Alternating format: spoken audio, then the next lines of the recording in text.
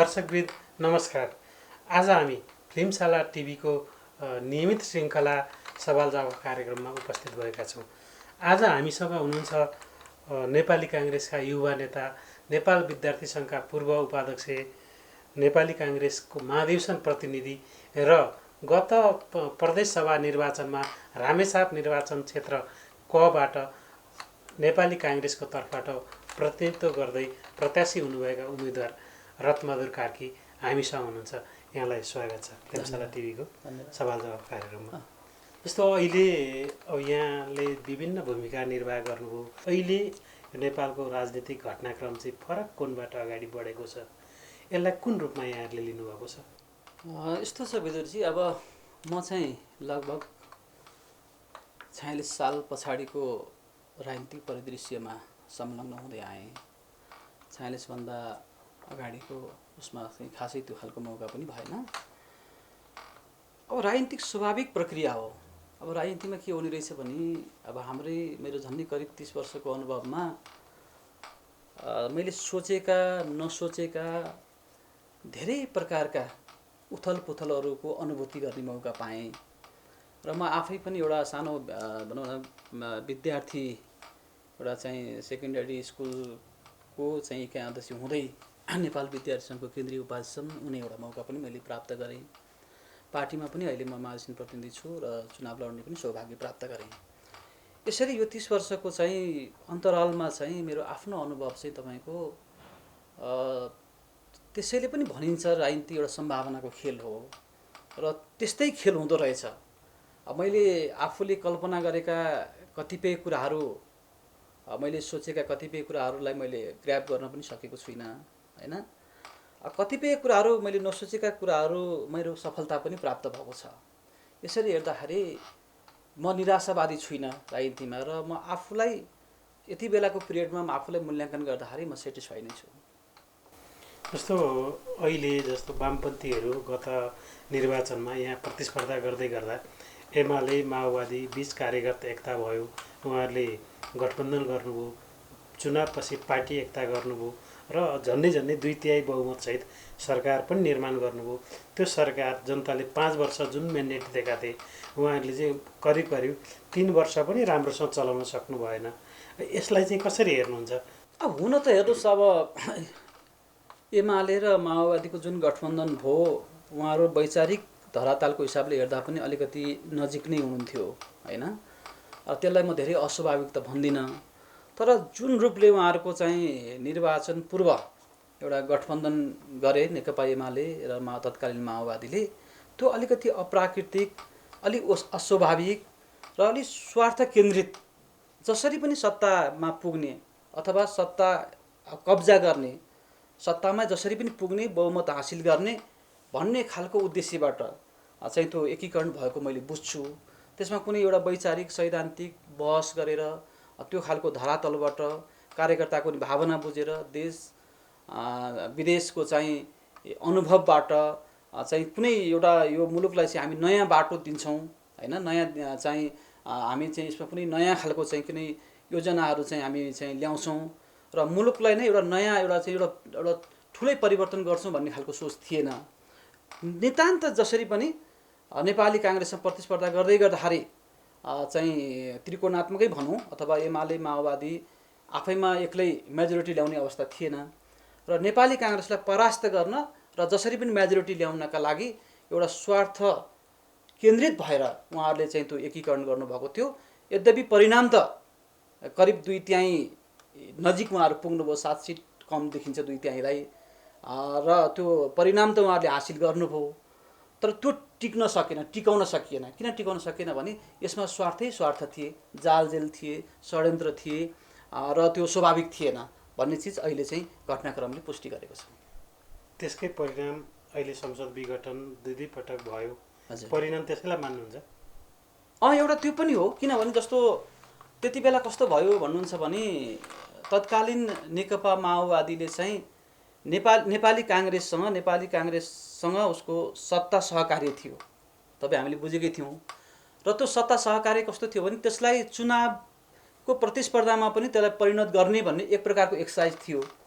तर सत्तामा नेपाली काङ्ग्रेसमा बस्यो नेकपा माओवादी, तर चुनावी गठबन्धन चाहिँ तत्कालीन नेकपा एमालेसँग गर्यो होइन। एमालेसँग गरिसकेपछि त्यो आफैमा पनि तपाईँले मोरल कुरालाई, अब नैतिक राजनीतिलाई हेर्नुहुन्छ भने त्यो आफैमा पनि त्यो नैतिक थिएन होइन। उहाँहरूले कि त सत्ता छोडेर एउटा सैद्धान्तिक बहस छलफल गरेर गरेको भए त्यो स्वाभाविक देखिन्थ्यो होला, हामीले एउटा कम्युनिस्टहरूको गठबन्धन गऱ्यौँ भन्ने। तर एकातिर सत्तामा एउटासँग खुट्टा टेक्ने र चुनावी तालमेलमा अर्कोसँग जाने, र त्यो सँगसँगै उहाँहरूको बिचमा एउटा भागबन्डा तय भएको थियो।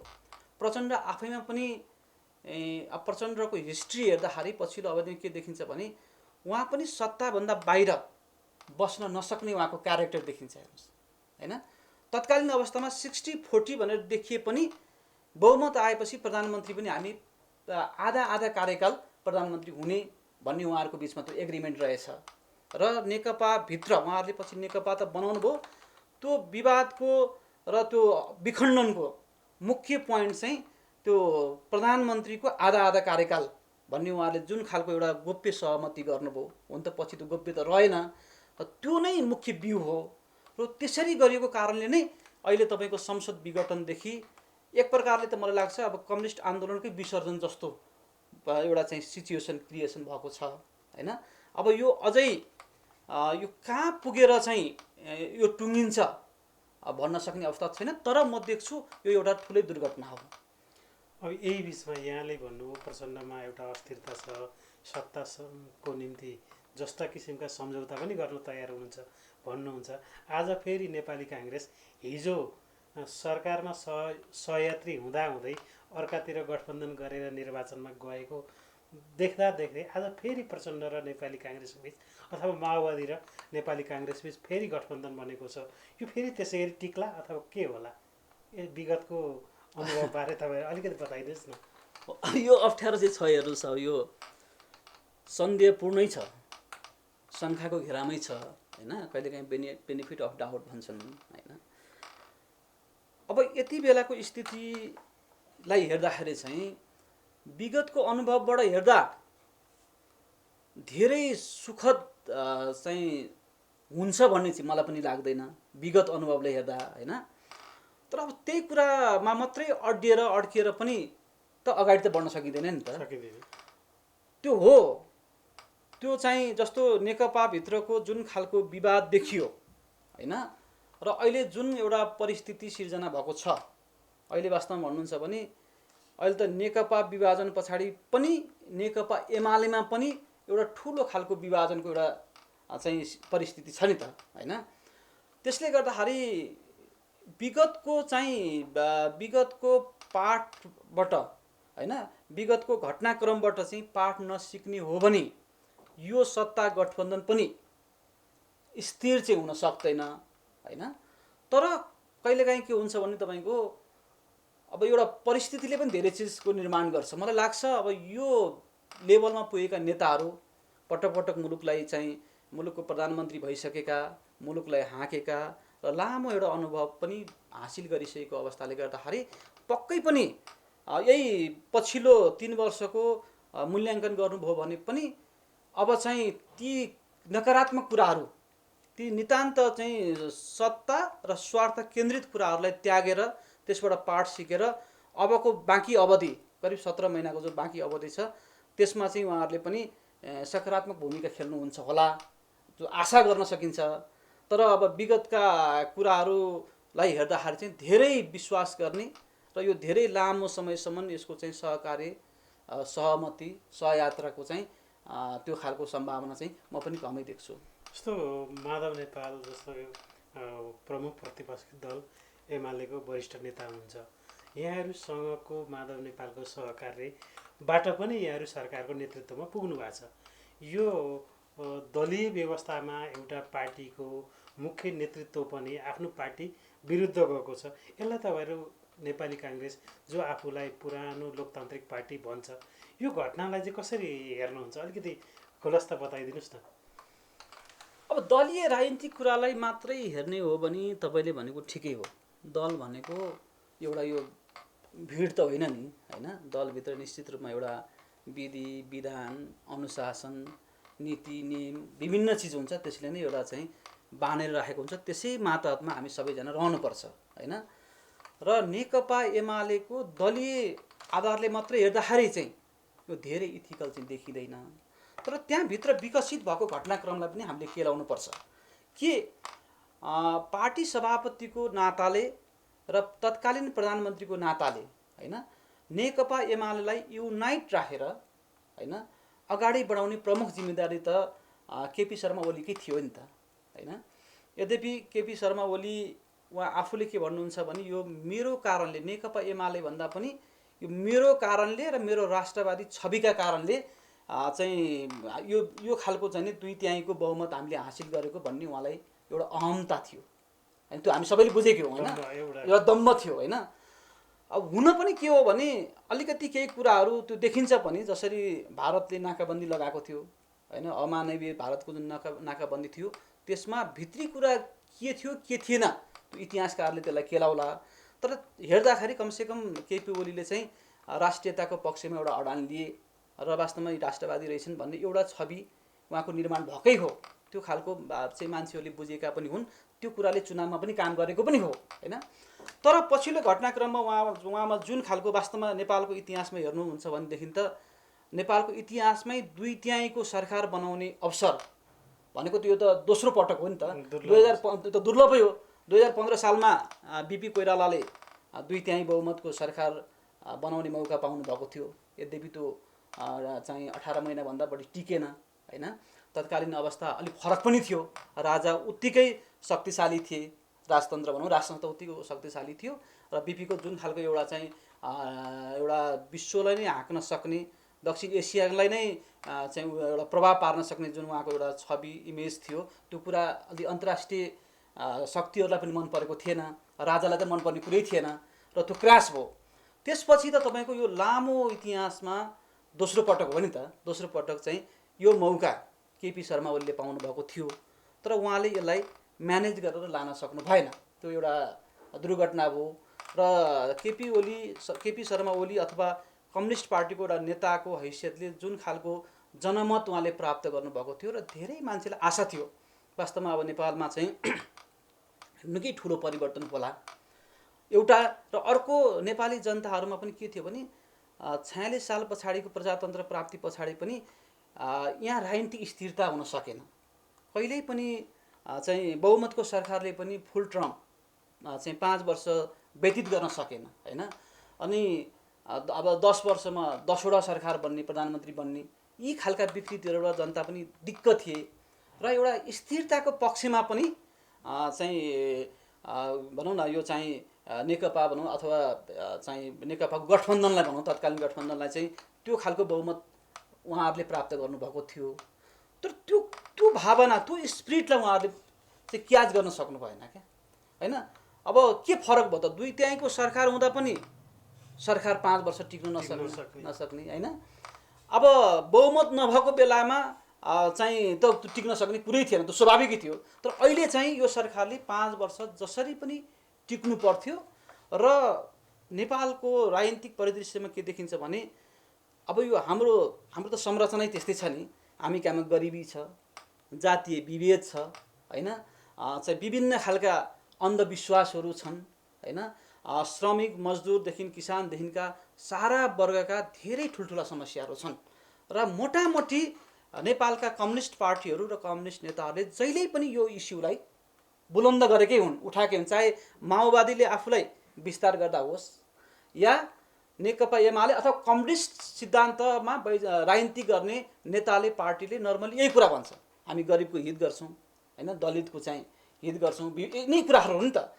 र त्यो वर्गले आशा पनि गरेको थियो, अहिले गरिबले पनि आशा गरेको थियो होइन, दलितले पनि आशा गरेको थियो, जनजातिले पनि आशा गरेको थियो, महिला, विभिन्न क्षेत्र, लिङ्ग सबै वर्गले चाहिँ नेपालमा कम्युनिस्टको सरकार आए पछाडि यिनीहरूले हिजो भने जस्तै, यिनीहरूले नारा लगाए जस्तै केही न केही हाम्रो वर्गमा, हाम्रो जीवनमा चाहिँ परिवर्तन हुन्छ कि भन्ने उनीहरूमा आशा थियो। तर त्यो टोटल त्यो सबै वर्गहरू के भयो त अहिले त्यो निराश हुने स्थिति सिर्जना भयो। जनताको आशा थियो स्थिरता होला होइन, ती विभिन्न खालका वर्गहरूको आशा थियो हाम्रो वर्गीय हित केही न केही होला र राजनीतिमा पनि एउटा केही नयाँ खालको केही परिवर्तन होला भन्ने आशा थियो। त्यो आशा पुरा हुन सकेन। त्यसरी हेर्दाखेरि चाहिँ अब अहिले चाहिँ तपाईँको चाहिँ यो अब जुन मेजोरिटी आउँदा पनि नेपालमा चाहिँ 5 वर्षको कार्यकाल चाहिँ पुरा गर्न नसक्दा चाहिँ अब यो जुन जोगी आए पनि कानै चिरिया जस्तो खालको एउटा नकारात्मक सन्देश चाहिँ गएको छ। तैपनि आशा गरौँ अब डिरेल भएको चाहिँ डेमोक्रेसी, डिरेल भएको चाहिँ एउटा चाहिँ संवैधानिक प्रक्रिया अहिले केही न केही लिगमा आएको छ, राम्रै होला भन्ने आशा गरौँ। यो बिग्रेको परिस्थितिलाई नेपाली काङ्ग्रेस सत्तामा पुगेको छ, सरकारको नेतृत्वमा छ, यो परिस्थितिलाई सम्हाल्ने जिम्मा अब काङ्ग्रेसको काँधमा छ। सम्हाल्नुहुन्छ कसरी? होइन, अब केही संवैधानिक विधि विधान प्रक्रियाहरू पनि मिचिएको छ, त्यो तपाईँ हामीले बुझेकै छौँ। जस्तो हाम्रो संविधानले चाहिँ संवैधानिक परिषदको एउटा जुन परिकल्पना गरेको छ नि, होइन, विपक्षी पार्टीको प्रमुख प्रतिपक्षी दलको नेता पनि संवैधानिक परिषदमा हुने सदस्य हुने, होइन, चाहिँ न्यायालयको प्रमुख हुने, व्यवस्थापिकाको प्रमुख हुने, त्यसपछि के छ भने प्रधानमन्त्रीको अध्यक्षतामा हुने अब सभामुख उपसभामुख सहितको एउटा जुन संवैधानिक अङ्गको एउटा जुन व्यवस्था गरेको थियो, होइन, त्यो पनि चाहिँ भत्काइएको अवस्था थियो। र अर्को कुरा तपाईँको हाम्रो संविधानले के परिकल्पना गरेको थियो भने अन्तिम क्षणसम्म चाहिँ त्यो सरकार बन्ने अन्तिम क्षणसम्म पनि चुनावमा जान नपरोस्। किनभने विगतको घटनाले के देखाउँथ्यो भनेदेखि तपाईँका बहुमतका अल्पमतका हरेक सरकारहरू सरकार छोड्नुपर्ने स्थिति भए पछाडि मध्यावधि घोषणा गर्ने, संसद विघटन गर्ने, त्यो उसको आफ्नो असफलता आफ्नो अयोग्यता चाहिँ के गर्ने भन्दा तपाईँको त्यसको रिस चाहिँ त्यो संसदमाथि चाहिँ पोख्ने कि त्यो भएको हुनाले मलाई लाग्छ यो संविधान बनाउँदै नै के परिकल्पना गरेका थिए भने चाहिँ कुनै पनि प्रधानमन्त्रीले यदि संसदबाट सरकार बन्ने परिस्थिति रहेसम्म संसद विघटन गर्न पाइँदैन, गर्न नपाओस् भनेर अहिलेको संविधानको चाहिँ धारा 76 को 1 देखि 5 सम्म भनौँ न, त्यसमा पनि 1 मा 2 मा 3 मा 5 मा गरी 3वटा विकल्प प्रधानमन्त्री बन्ने नयाँ सरकार बन्ने 3वटा विकल्पहरूको चाहिँ व्यवस्था गरेको थियो, होइन। यी कुराहरूलाई पनि पार्टीभित्रको अन्तर्विरोधलाई व्यवस्थापन गर्न नसक्दा, होइन, उहाँले आफ्नो खालको चाहिँ एउटा उहाँको महत्त्वाकांक्षा भन्छु म चाहिँ, होइन, महत्त्वाकांक्षा अहमता जे भनौँ त्यसको रिस चाहिँ उहाँले पनि के गर्नुभयो त त्यही संसदमाथि पटक पटक चाहिँ के छ भने प्रहार गर्नुभयो। किनभने कुनै एउटा प्रधानमन्त्रीले ठिक छ ल एकचोटि गर्नुभयो, होइन, एकचोटि गरिसके पछाडि त्यसमा मुद्दा पर्यो, सारा दुनियाँ संसारले भन्यो यो गलत गर्नुभयो, संविधान अनुसार छैन भनेपछि त उहाँले फेरि त्यही कुरालाई चाहिँ तपाईँको अदालतले एउटा फैसला गरिसकेको अवस्था थियो, होइन, फेरि पनि उहाँले दोस्रो पटक संसद विघटन गर्नु भनेको चाहिँ त्यो अत्यन्त असंवैधानिक, अत्यन्त अप्रजातान्त्रिक, होइन, र त्यो एकदमै अधिनायकवादी अभिष्टै भन्छु म चाहिँ, होइन, त्यो खालको चाहिँ उहाँमा त्यो खालको देखियो। अब उहाँले दोस्रो पटक पनि चाहिँ संसद विघटन गर्दाखेरि चाहिँ उहाँमा अलिकति अब कसरी यो खालको चाहिँ विचलन आयो, होइन, त्यसैको परिणाम चाहिँ यो खालको चाहिँ दुर्घटना भयो, होइन, यो खालको दुर्घटना भयो। बाँकी कुरा त अब हेर्दै जाउँ, अब यो त्यही हुने रहेछ। हेर्नुहोस् कस्तो हुँदो रहेछ भने जति पनि हामी कहाँमा पार्टी फुट्ने अथवा अस्थिरता आउने यी कुराहरू चाहिँ जो बन्यो ऊ छोड्न नचाहने, होइन, र जो वेटिङ छ अथवा जो छ ऊ जसरी पनि हुन खोज्ने, तत्काल हुनुपर्ने, यो खालको अन्तर्द्वन्द्व भनौँ, यो खालको द्वन्द्वले नै यो स्थिति सिर्जना भएको। यो समस्या काङ्ग्रेसमा छ कि छैन? अब छिट्टै आउला कि के देख्नुहुन्छ? होइन, अब काङ्ग्रेसमा पनि नहुने कुरै भएन नि, समाज त यही हो। हेर्नुहोस्, होइन, हामी यही समाजको बाई प्रडक्ट हो, होइन। काङ्ग्रेसमा पनि त्यस्तरी धेरै तपाईँको अब चाहिँ एकदमै सत्ता केन्द्रित राजनीति छैन भन्ने स्थिति होइन, होइन। हामीले पनि त्यो दुर्घटना बिहोरिसकेका छौँ। 2051 सालको हाम्रो बहुमतलाई अब हाम्रै नेताहरूको चाहिँ कारणले त्यो क्र्यास भयो, होइन। 56 सालमा त्यस्तै भयो। अब त्योबाट वास्तवमा एमाले अथवा माओवादीले कम्युनिस्ट नेताहरूले पनि पाठ सिक्नु पर्थ्यो, उहाँहरूले त्यो सिक्नु चाहनु भएन। अब कङ्ग्रेसलाई पनि अब पटक पटक त्यो खालको चाहिँ त्यो खालको चाहिँ अब छैन उहाँहरूलाई पनि। त्यो अब उहाँहरूले त्यसबाट पाठ सिकेर आफ्नै उसमा पनि त्यो खालका दुर्घटनाहरू भएका छन्। अब भर्खरै नेकपा अथवा एमालेभित्र यो कम्युनिस्टभित्र जुन खालका ती समस्याहरू हो, अब त्यहाँबाट सिकेर उहाँहरूले अब ती खालका विगतका अप्रिय कुराहरू दोहोऱ्याउनु हुन्न होला भन्ने आशा गर्न सकिन्छ। अब अलिकति फरक प्रसङ्ग, यहाँ नेपाली काङ्ग्रेसको नेता हुनुहुन्छ, काङ्ग्रेस निकट भविष्यमा महाधिवेशनमा गइरहेको छ, या महाधिवेशन प्रतिनिधि हुनुहुन्छ, के छ आफ्नो भावी योजना, कसरी अगाडि बढ्ने सोचाइमा हुनुहुन्छ? कार्यकर्ताहरूलाई अथवा जनतालाई के अपेक्षासहित अगाडि बढ्ने योजना छ, बताइदिनुहोस् न। निश्चय पनि हामी अहिले नेपाली काङ्ग्रेस 14औं महाधिवेशनको सङ्घारमा छौँ र महाधिवेशनको प्रारम्भिक कुरा क्रियाशील सदस्यता चाहिँ त्यसको अब हामी टुङ्ग्याउँदैछौँ भनौँ न, अन्तिम चरणमा पुगेको छ। अब जिल्लामा क्षेत्रमा अधिवेशन गर्ने कुराहरू अब रामेछापको हिसाबले हेर्नुहुन्छ भने त्यहाँ क्रियाशीलको मोटामोटी हाम्रो टुङ्गिसकेको छ, कुनै विवाद छैन। र अब यो 12 गते हुने हाम्रो वडा अधिवेशन अथवा स्थानीय तहको चाहिँ अधिवेशनहरू यो अहिले पछिल्लो राजनीतिक घटनाक्रम कोभिड र यो चाहिँ मौसम बाढी पहिरो प्राकृतिक उसको कारणले पनि केही 1 हप्ता 10 दिन सार्ने खालको चाहिँ तयारी भएको देखिन्छ।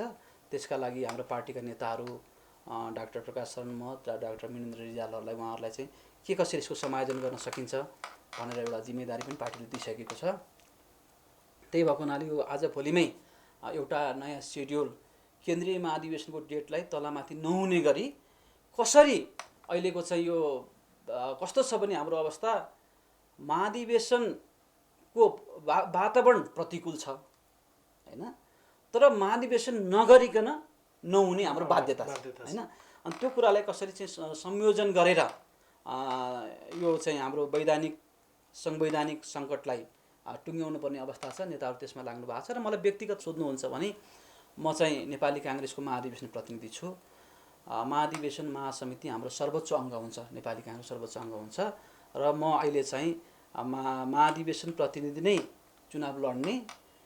त्यसपछि अब मेरो आफ्नो चाहिँ म नेभी सङ्घमा पनि अब केन्द्रीय स्तरमा बसेर काम गरेँ, त्यो नेतृत्व पनि मैले प्रदान गरिसकेको अवस्था छ र मेरो देशैभरि आफ्नै प्रकारको एउटा नेटवर्किङ पनि छ, साथीभाइ सर्कल सबै छन् र म महाधिवेशन प्रतिनिधि जितेर आएँ भने चाहिँ मैले केन्द्रीय समितिमा चाहिँ चुनाव लड्ने मेरो मनसाय छ, मेरो मनस्थिति छ। म त्यो ढङ्गले तयारी गर्छु। अहिले चाहिँ हामी जिल्लाकै अधिवेशन कसरी सम्पन्न गर्न सकिन्छ त्यही कुरामा क्रियाशील भइरहेका छौँ। जस्तो काङ्ग्रेसभित्र पनि 2 धार अथवा 3 धार पनि गत महाधिवेशनमा 3 धार देखियो। अहिलेको अवस्था के छ? यहाँ प्रतिस्पर्धा गर्ने सोचाइ गर्दै गर्दा कसरी अगाडि बढ्छ र समूह कसरी निर्माण गर्नुहुन्छ? होइन भित्रजी, अब यो यस्तो हुँदो रहेछ हेर्नुहोस्, यो राजनीति भनेको चाहिँ हरेक पार्टीभित्र 2टा पार्टी हुँदो रहेछ हेर्नुहोस् होइन। जतिसुकै साना पार्टीमा पनि होइन, त्यसभित्र पनि गुट उपगुट यो एउटा हाम्रो संस्कृति जस्तो भइसक्यो होइन। नेपाली काङ्ग्रेस फुटेर नेपाली काङ्ग्रेस र नेपाली काङ्ग्रेस प्रजातान्त्रिक हो, तर पनि गुट सकिएन, समस्या सकिएन होइन। अब अहिले त्यहाँ हामीले देख्यौँ नि त, चाहे तपाईँ माओवादीमा भन्नुहोस् चाहे एमालेमा भन्नुहोस् होइन, अब पार्टी फुटेर बनेका पार्टीभित्र पनि त्यो चाहिँ समस्या चाहिँ सकिँदो रहन्छ क्या, त्यो रोग चाहिँ सिर्जना भइहाल्दो रहेछ होइन। अब त्यो कुराबाट नेपाली काङ्ग्रेस पनि मुक्त छैन हेर्नुहोस्। अब नेपाली काङ्ग्रेस पनि के देखिन्छ भने अब शेरबहादुर देउवा प्रधानमन्त्री पनि हुनुहुन्छ, पार्टी सभापति पनि हुनुहुन्छ, उहाँले म फेरि एकचोटि हाम्रो विधानअनुसार 2 पटकभन्दा बढी सभापति हुन पाइँदैन होइन, विधानको हिसाबले पनि उहाँलाई त्यो सुविधा छ। म एकचोटि सभापति दोहोऱ्याउँछु भनेर उहाँले भनिसक्नु भएको छ र त्यो तयारीमा पनि हुनुहुन्छ होइन। त्यसै गरी अब चाहिँ रामचन्द्र पौडेल पहिला पनि प्रतिस्पर्धा गरिसक्नु भएको होइन, उहाँ पनि आफ्नो एउटा चाहिँ समूह बनाएर चाहिँ प्रतिस्पर्धा गर्ने सोचमा हुनुहुन्छ। र बाँकीमा पनि कस्तो अहिले देखिराख्नु भएको छ तपाईँले 2 जना नेताभन्दा बाहेक पनि त्यो बेला त चाहिँ गत 13औंमा त शेरबहादुर देउवा, रामचन्द्र पौडेल, कृष्णप्रसाद सिटौला 3 जना लड्नु भएको थियो। अब त्यो 3 जनामा मात्रै रहेन। अब हुने महाधिवेशन चाहिँ त्यसभन्दा पछाडि अब विमलेन्द्र निधि उहाँले म सभापति लड्छु भनेर चाहिँ तयारी गरिराख्नु भएको छ। प्रकाश मानसिंहले सभापति लड्ने तयारी गर्नुभएको छ होइन। अब यतापट्टि शेखर कोइरालाले शशाङ्क कोइरालाले पनि हुन त अब कोइराला परिवारबाट एक हुने भन्ने पनि छ, तर तथापि पनि उहाँहरू दुवैजनाले दाबी प्रस्तुत गरिराख्नु भएको छ हैन। अब यो अनि त्यसपछि अब अर्को अझ हाम्रो युवा नेता चाहिँ नेपाल विद्यार्थी सङ्घको पूर्व अध्यक्ष कल्याण कुमार गुरुङ हैन, उहाँले पनि म सभापतिको चाहिँ उम्मेदवार हुँ भनेर चाहिँ म त्यसबाट पछि हट्दिनँ भनेर आफ्नो तयारी बढाइराख्नु भएको छ। र अझै अरू साथीहरू पनि अब यो चाहिँ समयक्रम अनुसारै चाहिँ अरू उम्मेदवार पनि थपिँदै जानु होला हैन।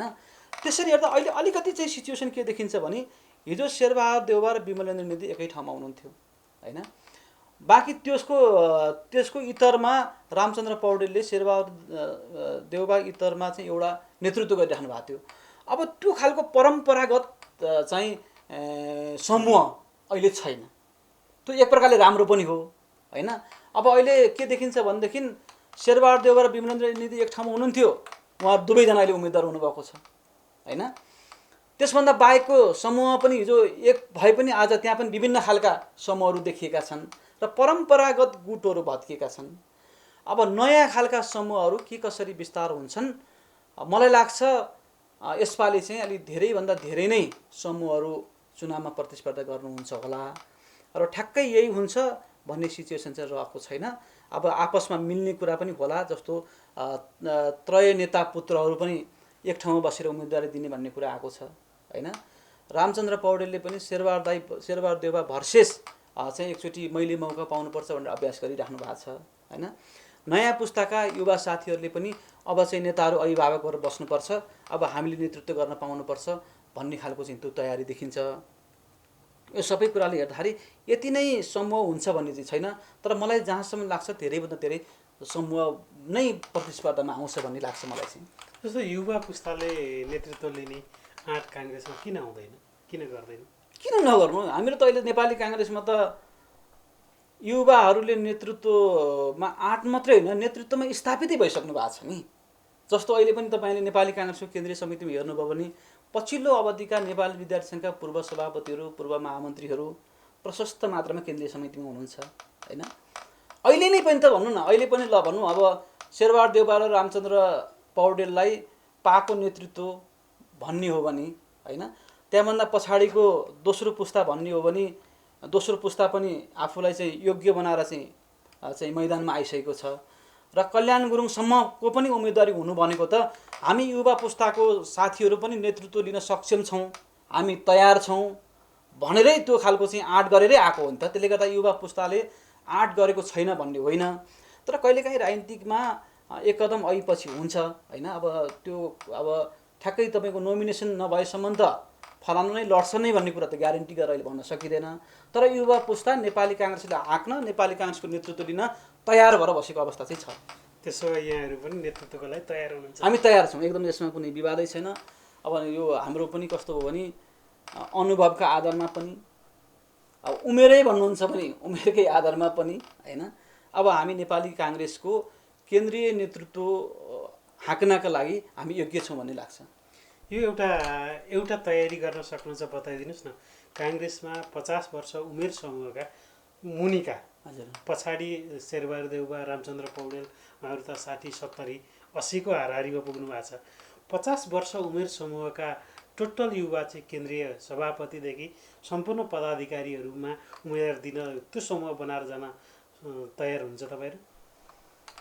यस्तो हुन्छ अब ठ्याक्कै तपाईँको त्यसरी उमेरकै मात्रै हिसाब गरेर हामी समूह बनाएर जान्छौँ भन्ने पनि त्यति राजनीति हुँदैन। हेर्नुहोस्, अब यो राजनीति भन्ने चिज, पार्टी भन्ने चिज, नेतृत्व भन्ने चिज सबै कुराको चाहिँ संयोजनबाट गर्ने कुरा हो। हेर्नुहोस् हैन, अब उमेरकै मात्रै आधारमा चाहिँ एउटा नेता उमेर बढी छ त्यस कारणले अब यो अयोग्य छ भन्ने पनि त्यो सान्दर्भिक कुरा होइन हैन।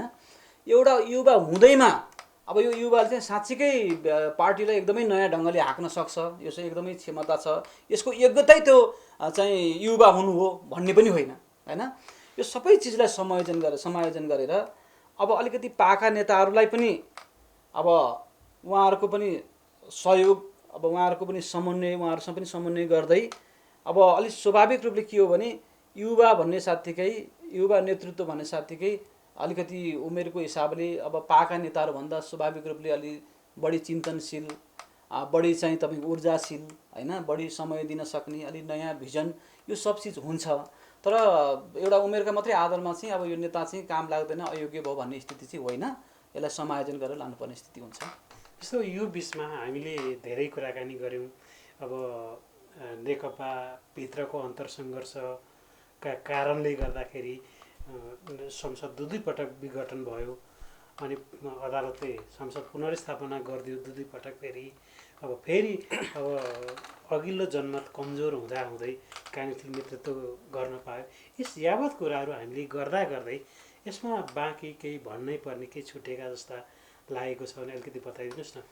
अब यो यस्तो हो विदुरजी, अब कस्तो छ भन्नु छ भने निश्चय पनि यो जनमत, यो चाहिँ 74को निर्वाचनको जुन परिणाम थियो त्यसमा नेपाली काङ्ग्रेस सत्ताको हकदार थिएन। त्यो तपाईँ हामी सबैले बुझेकै हौँ। नेपाली काङ्ग्रेसको अवस्था कहाँसम्म खुम्चिएको स्थिति हो भने वैधानिक रूपले हामीले अविश्वासको प्रस्ताव समेत राख्न नसक्ने अवस्था हाम्रो थियो होइन। र त्यो स्थिति देखेरै होला केपी शर्मा ओली पूर्व प्रधानमन्त्री नेकपाको पार्टी सभापतिज्यूले शेरबहादुर देउवा नै नेपाली काङ्ग्रेसको अन्तिम प्रधानमन्त्री हो र नेपाली काङ्ग्रेसका कार्यकर्तालाई मेरो समवेदना छ सम्म भन्न भ्याउनु हो। त्यो आफैमा अत्यन्त उत्तौलो र अराइन्ती कुरा थियो नै, असहिष्णुय कुरा थियो होइन।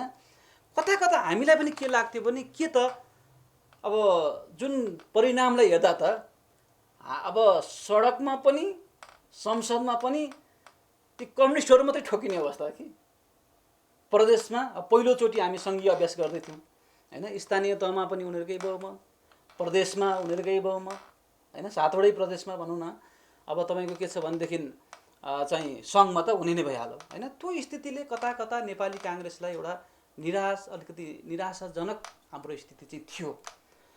अब यो हामीलाई अहिले जुन खालको सत्ता अथवा सरकारको नेतृत्व गर्ने जुन अवसर प्राप्त भयो, यो हामीले नसोचेकै कुरा हो।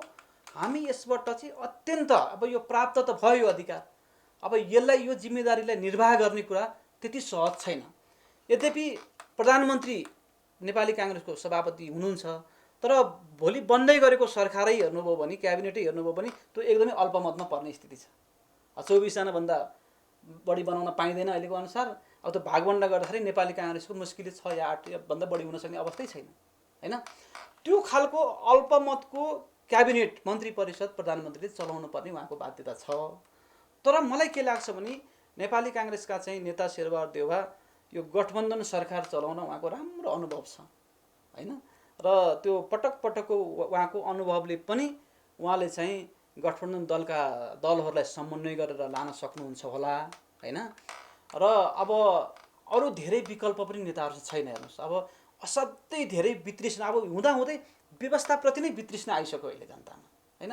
अल्पमतको नि चल्दैन, बहुमतको नि चल्दैन, दुई त्याइको नि चल्दैन भने त के यो त व्यवस्थाकै खोट हो त, गठबन्धनको पनि चल्दैन भनेपछि जनताको अपेक्षा, जनताले सोचेका कुरा अथवा कार्यकर्ताले पनि सोचेको कुराहरू पुरा हुन सकेको छैन। र मलाई के आशा छ भने शेरबहादुर देउवा आफैमा एउटा चाहिँ यसमा एउटा दक्ष हुनुहुन्छ। यो यो यो यो गठबन्धन सरकार चलाउन एउटा उहाँमा त्यो खालको दक्षता, योग्यता उहाँसँग प्राप्त भएको हुनाले उहाँले सबैलाई, त्यो गठबन्धन दल मात्रै होइन, अपोजिसन प्रतिपक्ष पनि राम्रो सिट सङ्ख्या लिएर भनौँ न। अहिले केपी ओली कमजोर प्रतिपक्ष हुनुहुन्न नि त होइन। साँच्चै भन्नुहुन्छ भने उहाँ आजका दिनभन्दा करिब बहुमत जस्तैमा उहाँ अहिले पनि हुनुहुन्छ। 121 सिट, अब लार्जेस्ट पार्टीको हिसाबले हेर्नुहुन्छ त 121 सिटको हकदार उहाँ नै हुनुहुन्छ होइन। त्यसले गर्दाखेरि अपोजिसन पनि स्ट्रङ छ होइन। गठबन्धनको सरकार छ, शेरबहादुर देउवा त्यसको अहिले नेतृत्व गर्ने अवसर प्राप्त भएको छ। जुन कुरा हामीले सोचेका पनि थिएनौँ होइन, त्यो अवसर हामीलाई प्राप्त भएको छ। त्यसबाट हामी उत्साहित हुँदै पनि हामी धेरै जिम्मेदार हुनुपर्ने र धेरै सहिष्णु हुनुपर्ने हाम्रो बाध्यता छ। र मलाई आशा छ योलाई चाहिँ उहाँले व्यवस्थापन गरेर अब मुलुकलाई चाहिँ सेड्युलकै निर्वाचनमा, आम निर्वाचनमा उहाँले पुर्याउन सक्नुहुन्छ होला। गठबन्धन दललाई पनि उहाँले चित्त बुझाएरै लिएर जानुहुन्छ होला। र अपोजिसनलाई पनि उहाँले चाहिँ धेरै मानमर्दन नगरिकन होइन, अपोजिसनको कुरा पनि सकारात्मक कुरालाई ग्रहण गर्दै उहाँले उहाँको पनि सहयोग लिएर अगाडि बढ्नुहुन्छ होला। र मलाई अर्को आशा के छ भने स्वयं केपी ओली आफैमा पनि एउटा अनुभवी र एउटा लामो इतिहास बोकेको व्यक्ति हुनुहुन्छ। उहाँले पनि विरोधको लागि विरोध मात्रै गरिराख्नुहुन्न होला। अहिले अलिकति सत्ताबाट प्रधानमन्त्री हट्दाखेरि उहाँलाई त्यो पीडा छ, तर मलाई के आशा छ भने यो चाहिँ प्रधानमन्त्री नेपाली काङ्ग्रेसले खोसेर लिएको त होइन नि त, एउटा परिस्थितिमा गएर शेरबहादुर देउवा हुनुभएको छ होइन। उहाँहरूको भित्रकै आन्तरिक विवादलाई द्वन्द्वलाई व्यवस्थापन गर्न नसक्दा होइन, त्यसको नसक्दाको परिणाम न शेरबहादुर देउवा प्रधानमन्त्री भएको होइन, प्रधानमन्त्रीको सिट पुगेर जनमत भएर होइन, अब एक्स्ट्रा अर्डिनरी लिडरसिप भएर त भएको होइन। त्यसले गर्दा ओलीलाई पनि चाहिँ पूर्व प्रधानमन्त्री ओलीलाई पनि यो कुरा राम्रोसँगले महसुस भएको हुनुपर्छ। त्यसैले गर्दाखेरि उहाँले आफ्नो पार्टीको व्यवस्थापन उहाँले गर्नुहोस् होइन। तर अब शेरबहादुर चाहिँ एकदमै हुनै नहुने मान्छेले मेरो खोसेर लियो यो त्यो ढङ्गको चाहिँ आग्रह पूर्वाग्रह दुराग्रह उहाँ जतिको नेताले राख्नु हुँदैन र राख्नुहुन्न होला। त्यसो हुँदा चाहिँ त्यसले व्यवस्थालाई फाइदा गर्छ र मुलुकलाई पनि एउटा गन्तव्यमा पुर्याउँछ भन्ने लाग्छ। दर्शकवृन्द, आज हामीले नेपाली काङ्ग्रेसका युवा नेता महाधिवेशन प्रतिनिधि पूर्व प्रदेश सभाका उम्मेदवार रत्नबहादुर कार्कीसँग हामीले नेपालको समसामयिक अहिलेको राजनीतिक गतिविधि संसदीय व्यवस्थाको बारेमा विविध विषयमा छलफल गऱ्यौँ। हामीलाई समय दिनुभयो, समय र संवादको लागि यहाँलाई धेरै धेरै धन्यवाद। धन्यवाद विदुरजी। फिल्मशाला टिभी र तपाईँहरूले जुन मलाई एउटा मेरो आफ्नो भनाइहरू आफ्नो विचारहरू राख्ने मौका दिनुभयो, यसका लागि तपाईँहरूलाई धेरै धेरै धन्यवाद दिन्छु। फेरि पनि मौका पायौँ भने हामी फेरि छलफल गरौँला। धन्यवाद छ।